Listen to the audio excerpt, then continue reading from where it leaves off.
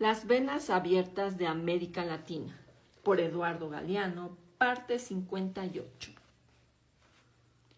En 1964, en su despacho de La Habana, el Che Guevara me enseñó que la Cuba de Batista no era solo de azúcar. Los grandes yacimientos cubanos de níquel y de manganeso explicaban mejor, a su juicio, la furia ciega del imperio contra la revolución. Desde aquella conversación, las reservas de níquel de los Estados Unidos se redujeron a la tercera parte. La empresa norteamericana Nickel había sido nacionalizada y el presidente Johnson había amenazado a los metalúrgicos franceses con embargar sus envíos a los Estados Unidos si compraban el mineral a Cuba. Los minerales tuvieron mucho que ver con la caída del gobierno del socialista Shedi Hagan, que a fines de 1964 había obtenido nuevamente la mayoría de los votos en lo que entonces era la Guayana británica. El país que hoy se llama Guyana es el cuarto productor mundial de bauxita y figura en el tercer lugar entre los productores latinoamericanos de manganeso. La CIA desempeñó un papel decisivo en la derrota de Yagán. Arnold Sander, el máximo dirigente de la huelga, que sirvió de provocación y pretexto para negar con trampas la victoria electoral de Yagán, admitió públicamente tiempo después que su sindicato había recibido una lluvia de dólares de una de las fundaciones de la Agencia Central de Inteligencia de los Estados Unidos. El nuevo régimen garantizó que no correrían peligro los intereses de la Aluminium Company of America en Guyana. La empresa podría seguir llevándose sin sobresaltos la bauxita y vendiéndosela a sí misma al precio de 1938, aunque desde entonces se hubiera multiplicado el precio de aluminio. El negocio ya no corría peligro. La bauxita de Arkansas vale el doble que la bauxita de Guyana. Los Estados Unidos disponen de muy poca bauxita en su territorio, utilizando materia prima ajena y muy barata. Producen, en cambio, casi la mitad del aluminio que se elabora en el mundo. Para abastecerse de la mayor parte de los minerales estratégicos que se consideran de valor crítico para su potencial de la guerra, los Estados Unidos dependen de las fuentes extranjeras. El motor de retropropulsión, la turbina de gas y los reactores nucleares tienen hoy una enorme influencia sobre la demanda de materiales que solo pueden ser obtenidos en el exterior. Dice Macduff en ese sentido: la imperiosa necesidad de minerales estratégicos imprescindibles para salvaguardar el poder militar y atómico de los Estados Unidos aparece claramente vinculada a la compra masiva de tierras por medios generalmente fraudulentos en la Amazonia brasileña. En la década del 60, numerosas empresas norteamericanas, conducidas de la mano por aventureros y contrabandistas profesionales, se abatieron en un Rochefreville sobre esta selva gigantesca.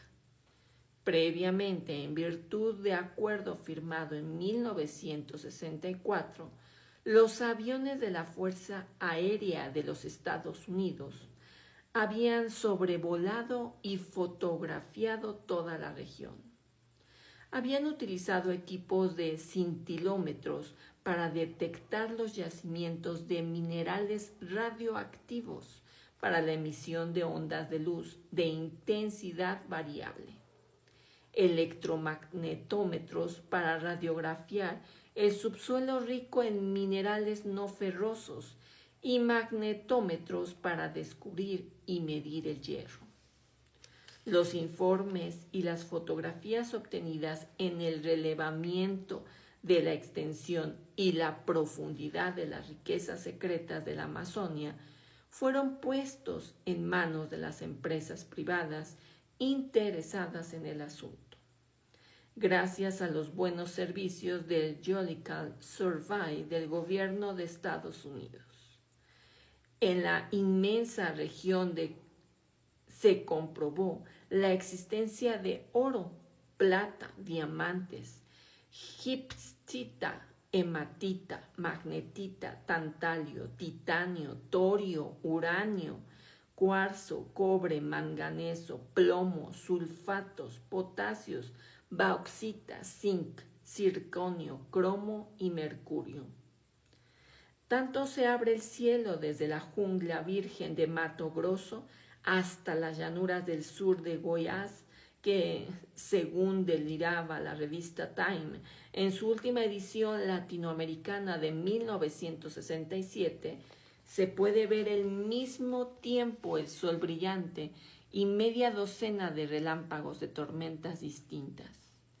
El gobierno había ofrecido exoneraciones de impuestos y otras seducciones para colonizar los espacios vírgenes de este universo mágico y salvaje. Según Time, los capitalistas extranjeros habían comprado antes de 1967 a 7 centavos el acre, una superficie mayor que la que suman los territorios de Connecticut, Rhode Island, Delaware, Massachusetts y New Hampshire. Debemos mantener las puertas bien abiertas a la inversión extranjera, decía el director de la Agencia Gubernamental para el Desarrollo de la Amazonia, porque necesitamos más de lo que podemos obtener. Para justificar el relevamiento aerofotogramétrico por parte de la aviación norteamericana, el gobierno había declarado antes que carecía de recursos. En América Latina es lo normal. Siempre se entregan los recursos en nombre de la falta de recursos. El Congreso brasileño pudo realizar una investigación que culminó con un voluminoso informe sobre el tema. En él se enumeran casos de venta o usurpación de tierras por 20 millones de hectáreas, extendidas de manera tan curiosa que, según la comisión investigadora, forman un cordón para aislar la Amazonia del resto de Brasil. La explotación clandestina de minerales muy valiosos figura en el informe como uno de los principales motivos de la avidez norteamericana para abrir una nueva frontera dentro de Brasil.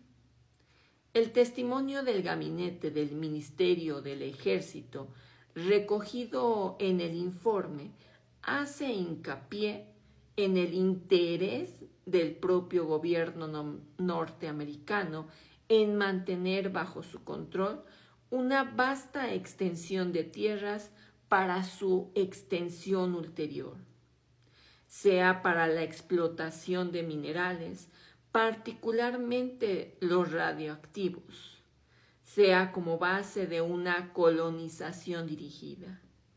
El Consejo de Seguridad Nacional afirma: causa sospecha el hecho de que las áreas ocupadas o en vías de ocupación por elementos extranjeros coincidan con regiones que están siendo sometidas a campañas de esterilización de mujeres brasileñas por extranjeros. En efecto, según el diario de Correio de Manhã, más de 20 misiones religiosas extranjeras, principalmente las de la Iglesia Protestante de los Estados Unidos, están ocupando la Amazonia.